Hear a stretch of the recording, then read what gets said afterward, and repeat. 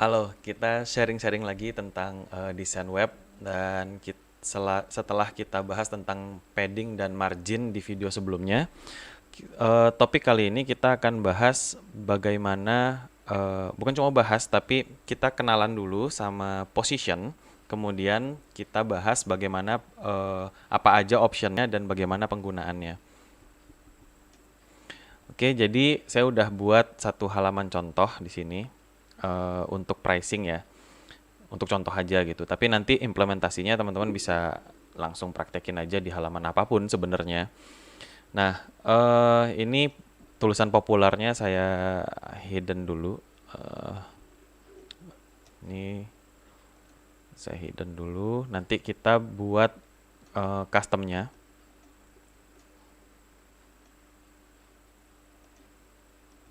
Nah, misalnya yang ini yang diunggulkan gitu ya. Kita bisa tambahkan eh, kita tambahkan teks misalnya di sini. Kita masukin teks dan di sini kita taruh H3 aja. Kita tulis apa ya? Recommended gitu ya.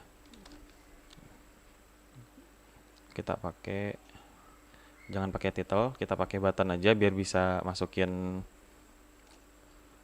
icon di tulisannya. Nah, ini kita tulis recommended.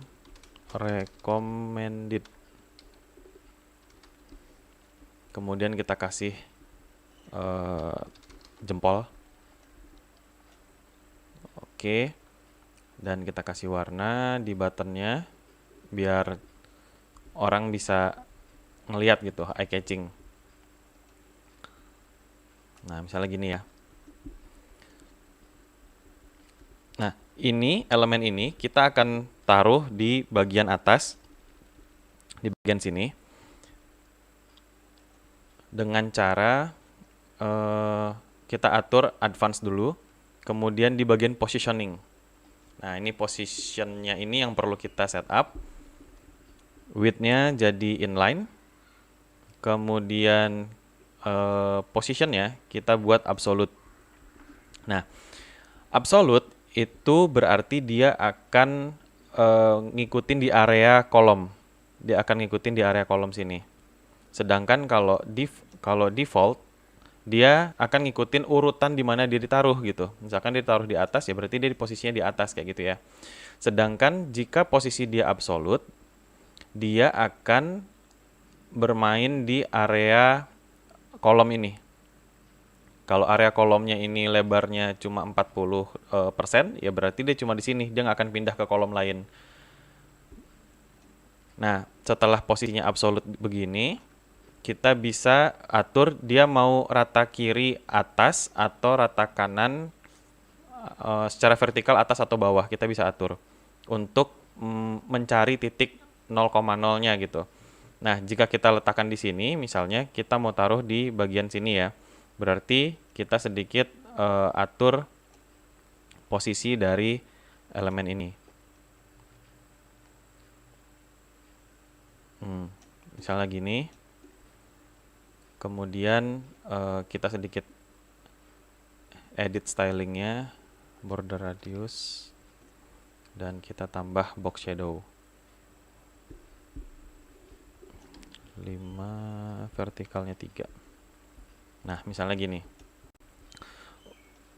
Jadi, kalau di scroll dia tetap masih ikut scroll, cuma dia tidak lagi tergantung terhadap posisi di mana dia diletakkan dalam suatu kolom gitu. Ini kan tadi posisinya ada di atas.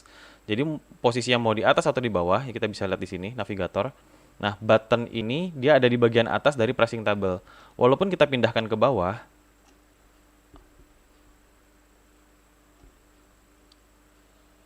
nah, walaupun posisinya ada di bawah pricing table, dia tetap di sini. Dia tidak tergantung lagi sama urutan dari posisi di mana dia diletakkan gitu. Nah, kemudian satu lagi tentang position itu kan masih ada satu lagi nih. Setelah absolute, di positioning itu juga ada positioning. Nah ini, positioning, ada juga fix.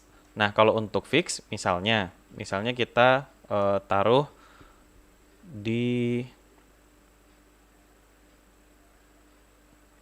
icon misalnya di bagian atas. Kemudian kita masukkan WhatsApp. Oke. Setelah itu kita buat inline width-nya, inline, kemudian posisinya fix. Nah, dia akan ada di bagian paling atas. Ini kita kasih background dulu ya, biar kelihatan. Backgroundnya warna hijau.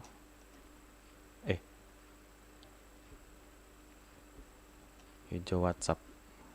Ini mungkin ya. Ikonnya warna putih.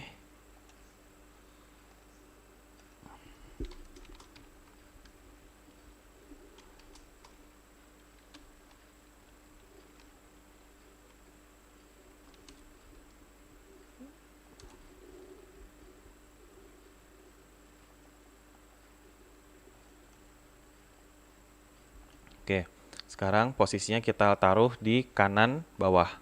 Positioning bawah kanan. Dan kita kasih jarak mungkin 30 pixel, 30 pixel. Ini bordernya kita buat bulat aja. Dengan padding, nah teman-teman udah tahu padding ya kemarin. Kita buat 15. Oh, kebanyakan 10. Oke. Ini paddingnya kebanyakan, kita kasih 5 aja. Sorry. 10, 10, 10. Nah, udah. Ini terlihat bedanya. Ini absolute, yang lainnya default ya, jadi dia ikut scroll. Terus kemudian absolute itu dia masih ngikutin scroll kita, tapi dia tidak terbatas atau tidak tergantung dengan urutan di mana dia diletakkan. Nah, sedangkan fix itu dia tidak terbatas oleh layout yang udah kita bikin, baik section maupun kolom. Jadi kalau kita mau buat live chat sebenarnya gampang aja gitu. Kalau live chatnya nggak punya fungsi lain ya, misalnya tombol WhatsApp ini gitu. Tombol WhatsApp ini kita bisa langsung aja gitu tambahin ke TPS, https wa.me, langsung nomor handphone. Nah, misalnya gitu. Itu kalau diklik ini nanti udah langsung masuk ke WhatsApp aja gitu. Nah, langsung masuk ke WhatsApp.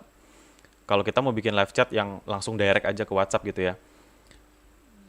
Nah, jadi teman-teman bisa pilih sebenarnya bagaimana elemen-elemen yang teman-teman pasang itu posisinya mau di mana, dan itu bebas sebenarnya. Di Elementor itu sekarang udah bebas, termasuk jika kita mau pasang custom di sini ya. Misalkan fix, kemudian ini kita geser kemana-mana. Nih, misalkan kita geser kemana-mana, ini masih bisa gitu. Nanti settingan ininya akan ngikutin di mana kita menggeser si elemen ini gitu. Kalau kita nggak mau main angka, misalkan kayak pixel atau apa, kita mau posisiin langsung aja deh gitu. Misalkan mau posisiin di sini gitu, itu bisa juga. Posisiin di atas atau di mana. Nah, di bagian sini pun jadi gitu. Jadi dia akan ngikutin posisi yang kita bikin secara custom.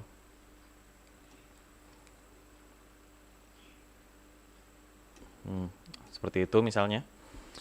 Oke, penggunaan ini juga sangat sangat fleksibel, terutama di salah satu landing page saya juga menggunakan teknik yang sama dalam menumpuk dua dua elemen. Nah ini 1, 2 kayak gitu ya. Nah ini kalau kita inspect, misalkan kita edit dulu, ini sebenarnya ada 2 gambar kemudian ditumpuk jadi 1. Jadi emang dari gambarnya itu emang udah terpisah gitu. Tujuannya karena saya mau memisahkan motionnya gitu loh. Nanti kita lihat ya.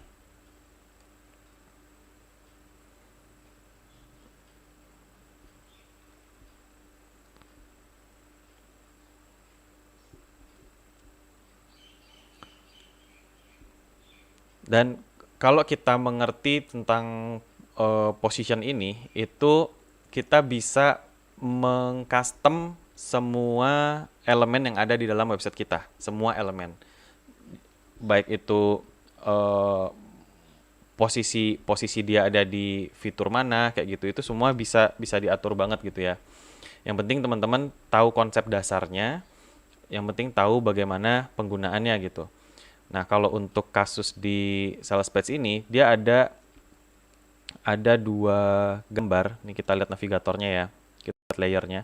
Ada dua gambar yang kemudian ditumpuk seperti ini. Tujuannya adalah biar saya bisa mengatur motion effect di sini. Nah, dia ketika load itu efeknya adalah fade in up tanpa delay. Nah, sedangkan gambar kedua itu dia pakai fade in up juga, tapi dia delay setengah detik, 500 milisecond gitu ya. Jadi inilah salah satu keuntungan kalau kita mainin uh, position gitu. Kalau posisi ini saya default aja, ini kan saya pasang absolute, jadi dia ikut scroll gitu ya. Kalau kita pasang di default aja, dia ada di bagian bawah gitu. Dia ada di bagian bawah. Yang bagian sini dia tetap default. Posisi yang gambar pertama posisinya default, tapi dia rata kiri. Kemudian di sini gambar yang rata kanan. Nah, rata kanan. Jadi saya nggak ngatur di bagian width-nya. Jadi saya langsung aja ngatur ke position dan dia pasang di absolute. Nah, kemudian tinggal atur aja nih ketinggiannya gitu loh. Apakah dia sama tinggi atau dia lebih rendah sedikit. Nah, itu bisa diatur di sini. Itu salah satu penggunaan dari mengedit position gitu. Jadi sebenarnya lama-lama builder yang ada di WordPress ini, terutama kalau kita ngomongin Elementor ya, itu kita bisa menggantikan layouting yang ada di Photoshop gitu. Asal kita ngerti fungsi apa aja sih yang perlu kita mainkan kayak gitu. Ya, semoga video ini menjelaskan sesuatu, menambah insight baru untuk teman-teman, dan semoga desain teman-teman tuh udah nggak terbatas lagi sama section dan kolom gitu, kalau memang itu tidak dibutuhkan. Ya, selamat belajar dan selamat praktek. Kita ketemu lagi di video dengan topik yang lain, insya Allah gitu ya. Terima kasih, sampai jumpa.